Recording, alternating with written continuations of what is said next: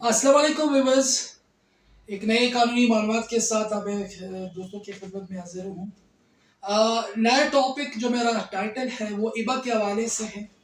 इबा की कैंसलेशन जब भाइयों की जानिब से बहनों को बाईपास किया जाता है, उनकी प्रॉपर्टी से जो उनकी वारसती जायदाद है उनसे उनको महरूम किया जाता है, और एक इबा का प्रोसेस उनकी एब्सेंस में किया जाता है, प्रॉपर्टी उनके नाम पे ट्रांसफ़र हो जाती है और बहनें बाईपास होती हैं। इस सिचुएशन में जो बहनें होती है उनके पास क्या लीगल वे है, वो उस प्रोसेस को कैसे चैलेंज कर सकते हैं, तो इस पॉइंट्स में मैं बात करूंगा। ईबा के हवाले से मेरे टाइमलाइन पे 2-3 वीडियोस हैं, वो अगर आप बेसिक इंफॉर्मेशन चाहते हैं तो you can watch that as well. आज का जो मेरा मौजू है वो स्पेसिफिकली कैंसलेशन ऑफ इबा। उस सूरत में जब बहनों को बाईपास किया जाता है, जो उनके जो शरई और कानूनी हक से महरूम किया जाता है, तो वो बहनें क्या कर सकती हैं, उनके पास क्या लीगल रेमेडी है। ईबा जैसे मैंने पहले अर्ज किया, बेसिकली ईबा एक प्रोसीजर है प्रॉपर्टी को ट्रांसफ़र करने का। जब फैमिली मेंबर्स बाप बेटों को ईबा करते हैं, प्रॉपर्टी ट्रांसफ़र करते हैं। इसी तरह भाई आपस में कर सकती हैं, बहनें आपस में कर सकती हैं। जब बहनों को बाईपास किया जाता है, अमूमन हमारे यहाँ ये बड़ा बदकिस्मती है, थ्रू आउट पाकिस्तान ये चीज़ बड़ी देखने में आई है कि बहनों को बाईपास करके प्रॉपर्टी भाइयों को दी जाती है, या बाप बेटों को वो इबा करता है, ट्रांसफ़र करता है।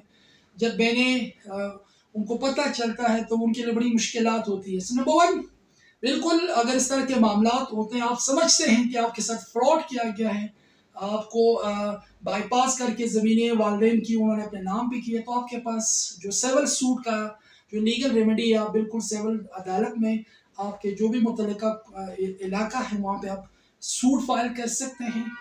Suit for the permanent injunction, जिसमें आप डिक्लेरेशन और पोजेशन क्लेम कर सकते हैं। इम्पॉर्टेंटली इसमें 2-3 चीज़ें बड़ी इंपॉर्टेंट हैं।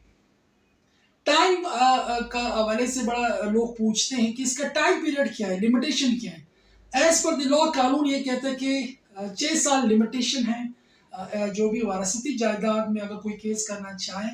उसके अलावा एक और भी कॉन्सेप्ट है, अगर कोई ये कहे कि मुझे बिल्कुल पता नहीं चला और एक मामला काफ़ी टाइम गुजरने के 10 साल के बाद किसी को पता चल जाए तो उनके साथ फ्रॉड हुआ है, तो एज पर लॉ कानून ये भी कहता है जब आपको पता चला कि आपके साथ फ्रॉड हुआ है तब से लिमिटेशन रन करेगा, लिमिटेशन इस हवाले से अफेक्ट नहीं होगा।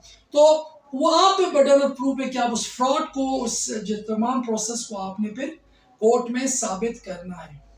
बहनों के पास इख्तियार है, वो उनके पास राइट है, वो जाके सिविल अदालत में केस फाइल करें। केस फाइल करने के बाद उन्होंने अपने दो जो गवाह है वो प्रोड्यूस करने हैं, और वो जो बहनों की जानिब से, जो बाप की जानिब से प्रॉपर्टी ट्रांसफ़र की गई है, उनकी मोस्ट कॉमनली जो प्ली वो लोग लेते हैं, प्ली यही है कि बाप ने जो ट्रांसफ़र की वो बीमार थे, ओल्ड एज के थे, और इस हवाले से जो भी प्रोसेस हुआ हमें बाईपास किया गया। तो इस तमाम जो बर्डन ऑफ प्रूफ है वो बहनों ने साबित करनी है।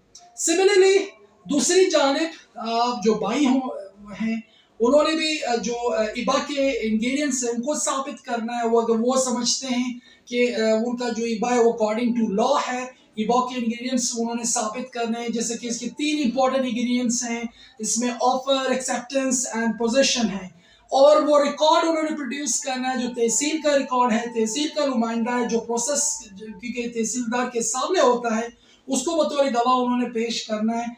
जो उनके ऊपर एलिगेशंस हैं वो उन्होंने उसको डिफेंस करना है, अगर वो समझते हैं कि उन्होंने फ्रॉड नहीं किया। आमतौर पे लोग इस हवाले से केस तो करते हैं, बाज़ औक़ात बेटियां फोत हो जाती हैं, उनके बेटे केस करते हैं, तो इस तरह के मामला में बहुत से इस तरह की केस लॉस हैं, फिर वो उनके लिए मसला होता है इस केस को साबित करने के लिए।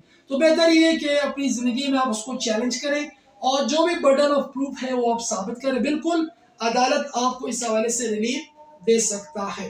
तो दोस्तों आज का लेक्चर यहाँ तक। अगर आप कोई क्वेश्चन, कोई भी चीज़ पूछना चाहें बिल्कुल आप पूछ सकते हैं। So thank you so much for watching me.